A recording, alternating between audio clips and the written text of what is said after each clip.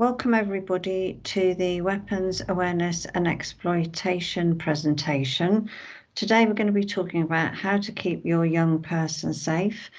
My name's Jackie Thomas. I am the Southwest Prevention Officer for the Children's Society. And my name is Alan Aldersley-Byrne. I am the Youth and Early Intervention Coordinator for the Wiltshire area, forming part of the Youth and Early Intervention team with Wiltshire Police. Today's session will include these bullet points: the reasons why young people carry weapons, the laws around carrying and using weapons. I'll include information on the stop search procedure, the signs and impact of exploitation. We've got an extra video to play with the help of PCSO Mandy Coles, helping young people spot the signs, but it's for your awareness as well, and where you can go for further support. So why do young people carry weapons? So when we look at this in a bit more detail, it can be for a sense of protection and security, social status, peer pressure. They could be fearful or being intimidated, fear of reprisals, could be about earning respect, fear for their own safety, and where they are actually placed in a peer group setting. So when we explore the main reasons for carrying weapons, we can see that child criminal exploitation can be closely linked to child sexual exploitation. There are pull factors for children and young people in performing tasks for others, which results in them gaining accommodation, food, gifts, status, or a sense of safety, money, or drugs. Often children and young people are groomed and coerced into feeling valued and nurtured. Pushing factors for children could be that they are escaping from situations where their needs are neglected and there's a high exposure to unsafe individuals, and also there could be conflict or the absence of a primary attachment figure. Children and young people can be threatened with violence and threats of violence through sexual and criminal exploitation. So what the law says: police officers can search anyone at any time if they believe they may be carrying an offensive weapon. What I must point out is that Wiltshire and Swindon are very safe places to live and work, and it is not the norm for young people to be carrying any offensive weapon. However, as long as there is good reason to search, a police officer can stop and search you, your vehicle, your clothes, or anything you are carrying if they believe you may be carrying an offensive weapon. Before they can do this, they must have a good reason and tell you why they are searching you. Police officers don't need to be in uniform. If they're not, they must show you their warrant or ID card. You should be offered a record of the actual stop search, and you should be able to either receive that straight away once the stop search is finished, or you should be able to receive the paperwork at the nearest police station. Now, the police use these powers to help make the local community safer, and it prevents and detects crime. So now you understand the stop and search procedure. The main question now would be, what is an offensive weapon?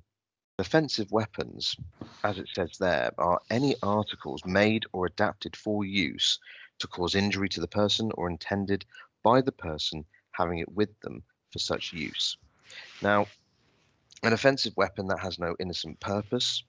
It could be anything that has been adapted to cause injury, and something that is not offensive or changed but is intended to be used to cause injury. Now, in a nutshell there, anything could become an offensive weapon. Now, with household items, this is the main reason why we know that the majority of offensive weapons that have been either seized or have been used in unfortunate events are actually from the kitchen drawer.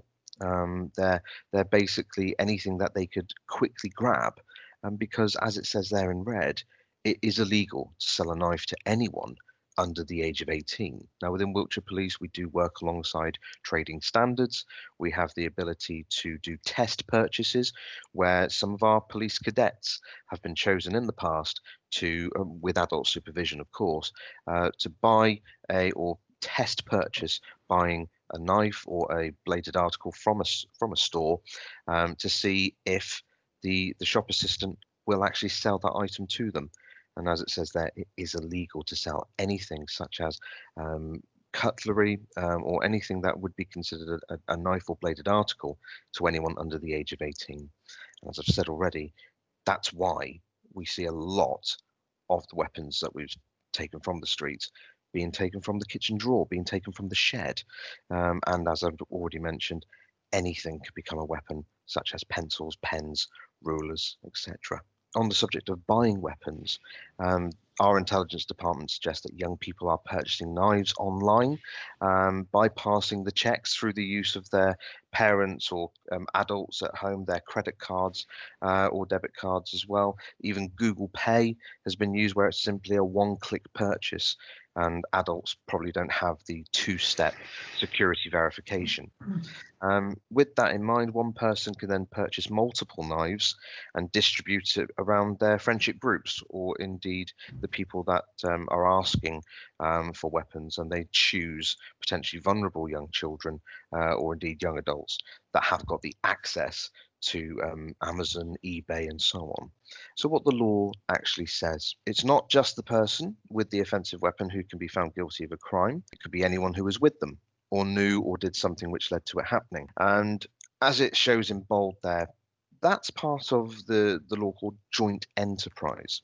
And a great example would be if someone had a knife or a bladed article and brought it to a party, and another person knew they themselves could be held responsible and culpable of a potential charge. And as it says there, it's called aiding and abetting because they knew about it, they could have stopped it, but they never.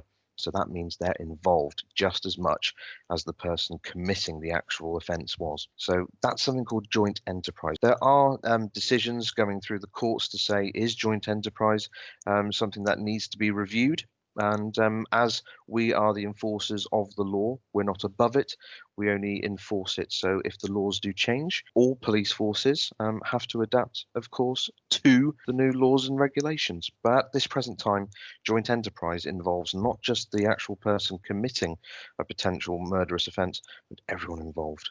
So when we take a look at county lines is a term used to describe gangs and organised criminal networks, and they're involved in exporting illegal drugs into one or more importing areas within the United Kingdom, using dedicated mobile phone lines or other forms of deal lines.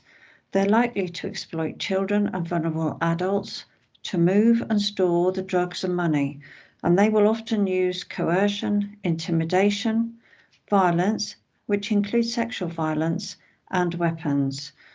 We're now going to show you a video about the signs of exploitation. The first time they took me around the estate, showed me the ropes, then that's it. Train ticket, pack, burn a phone, I'm out of London.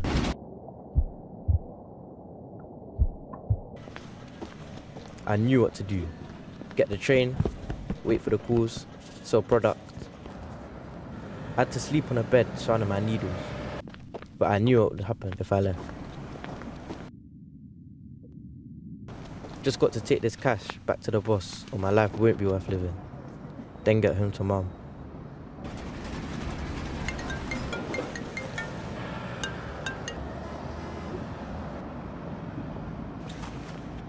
Oi, Danny!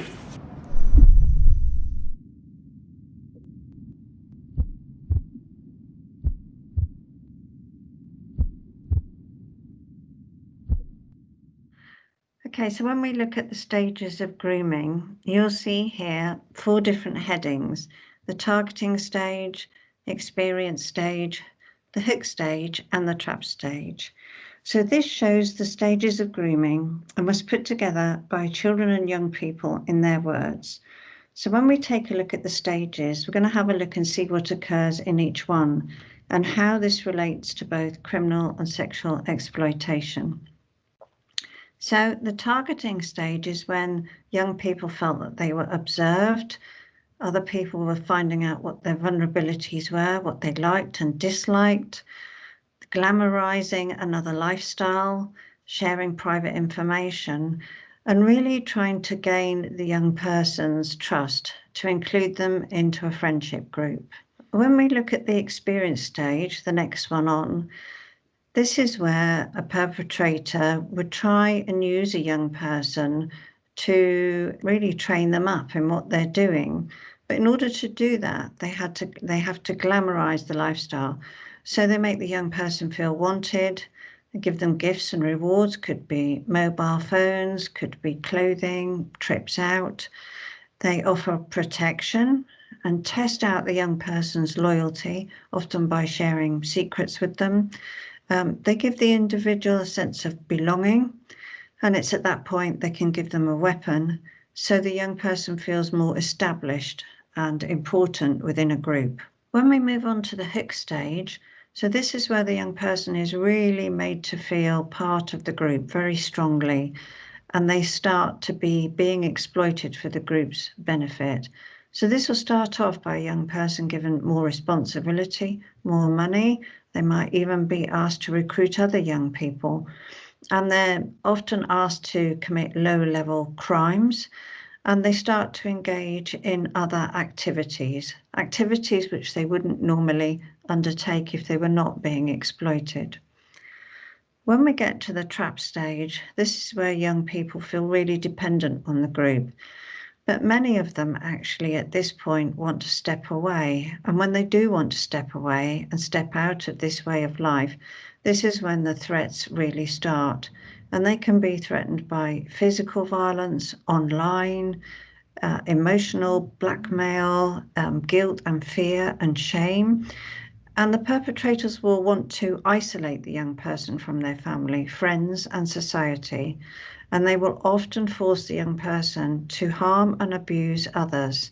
It's also at this point that they can be recruiting them into delivering or distributing Class A drugs.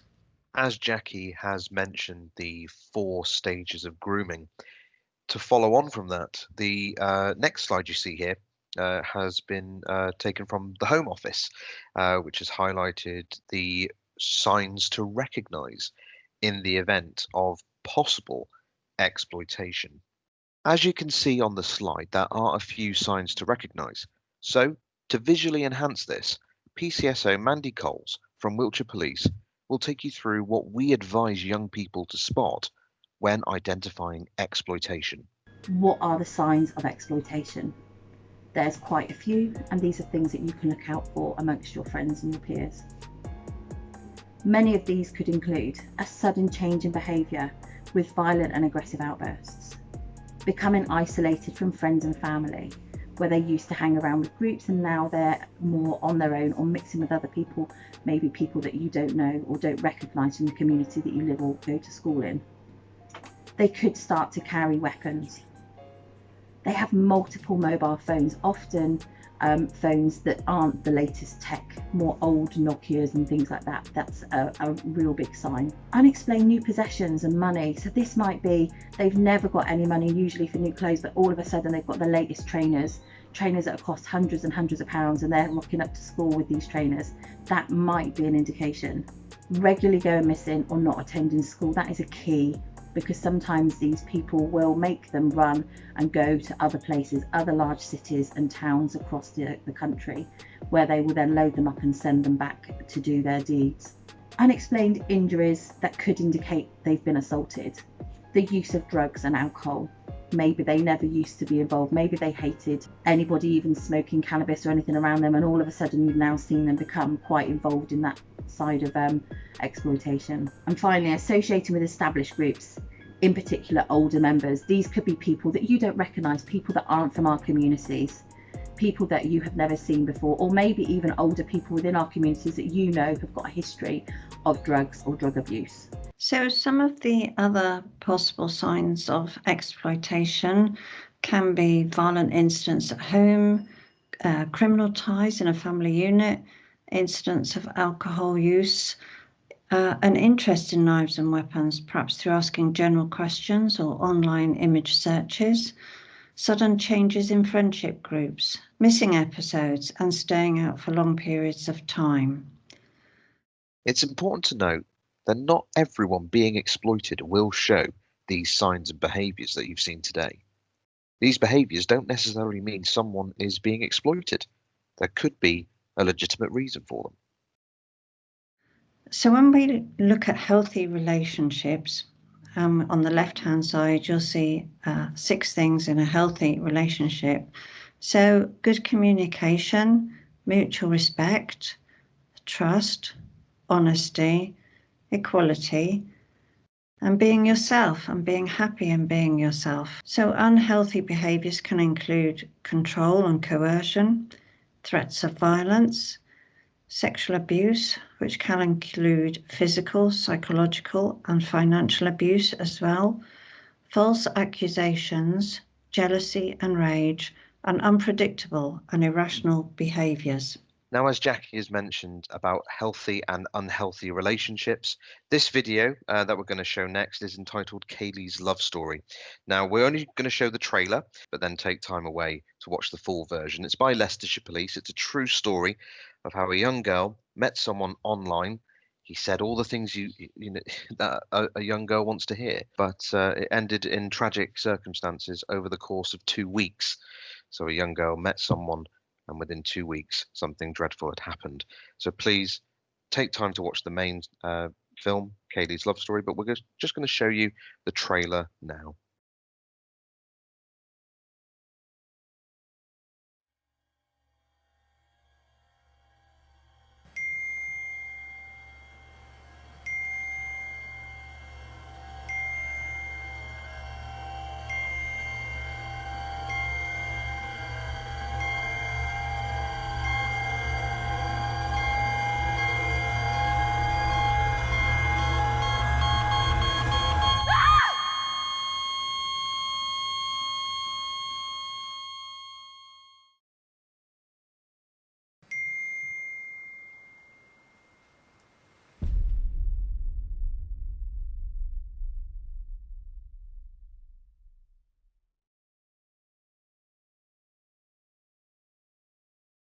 How to raise and report your concerns. We, as Wiltshire Police and all police forces across the UK, always say 999 in an emergency situation when there could be serious harm to life, or 101 being the non-emergency contact number for the police in the UK, whereas a crime has already happened and it's not happening there and then. So that would be something that we use for antisocial behaviour. We also use it for low-level crime, but by all means, 999 or 101 will get you through to the police. And there are other local services that can help, such as local council. And on this next slide here, these are via Swindon or Wiltshire Council for the multi-agency safeguarding hubs, which do look after and oversee any sort of issues with young people. So for Swindon Borough Council, for Swindon MASH, the email is swindonmash@swindon.gov.uk. The phone number is on the screen there, 01793 466 903.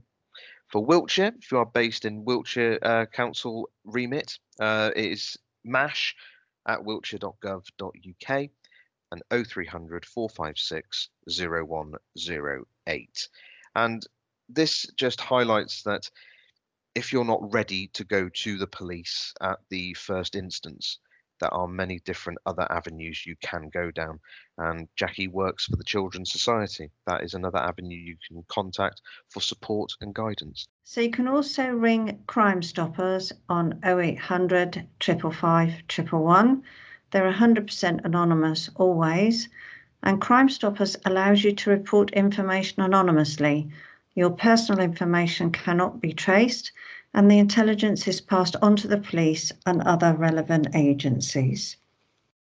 So, who else do we work with? As already mentioned, Jackie does come from the Children's Society, and I represent Wiltshire Police, part of the Youth and Early Intervention team. But for you, 999 or 101 might not be the best first ports of call for you. You might want to seek support elsewhere. And on the screen now, you can see the other bodies we work with. We work with the fire service. We work with U-Turn for Swindon and Motivate for Wiltshire. These are the drug, rehabilitation and reference services that young people can use. We also work with Swindon Women's Aid and Splits, based in Wiltshire. We work alongside the NHS. As already said, we work with our multi-agency safeguarding hubs within Wiltshire and Swindon councils. And of course, we work with our schools across Swindon and Wiltshire.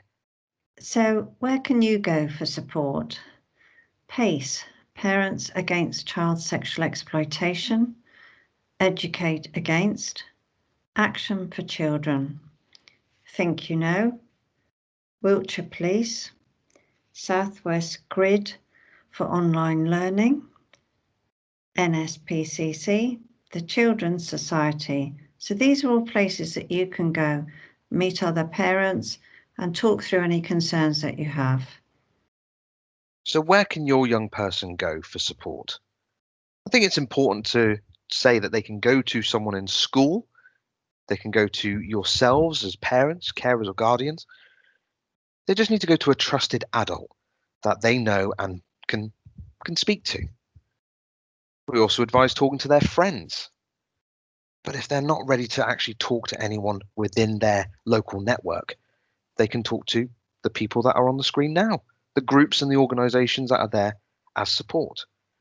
Fearless, which is a youth-led version of Crime Stoppers, where they can report crime anonymously.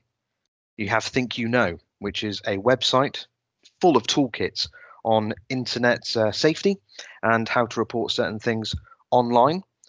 You've got Click CEOP, which is the Child Exploitation Online Protection Service and National Crime Agency that helps young people deal with inappropriate material that they've seen online, which also falls in hand with the UK Safer Internet Centre as well. You have the NSPCC and Childline, where there are apps to download. There are message boards that young people can access and talk to people of the same age that are probably going through the same problems. And of course, Wiltshire Police. We'll be there, ready to help, ready to support when the need arises. We thank you all for listening, and our contact details will be coming up on the screen now if you need any further support or advice, or just in general anything that you would like us to dispense to young people as information. We're here to help.